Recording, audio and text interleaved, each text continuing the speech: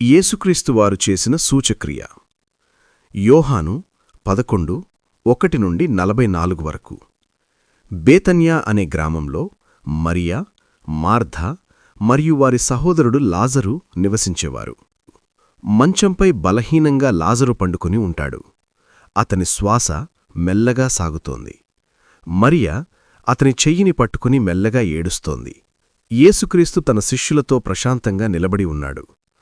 దూర ప్రయాణంతో అలసిపోయిన దూత వచ్చి చేరతాడు. యేసు శాంతంగా వింటాడు. రాత్రి మంట చుట్టూ శిష్యులు ఆందోళనగా కూర్చున్నారు. యేసు కొంచెం దూరంగా నిలబడి వైపు చూస్తున్నాడు. బేతనియా గ్రామం దుఃఖ వాతావరణంతో నిండి ఉంది. గ్రామం మొత్తం విలపించే ప్రజలతో నిండిపోయింది. మరియా ఇతర మహిళల మధ్య కూర్చుని ఏడుస్తోంది. మార్ధా దూరం నుంచి వస్తున్న యేసువైపు నడుస్తోంది. యేసు మార్ధతో మాట్లాడతాడు. మరియ దుఃఖంతో మోకాళ్లపై వంగి కన్నీరు కారుస్తుంది. యేసు సమాధి రాయిని తొలగిస్తాడు.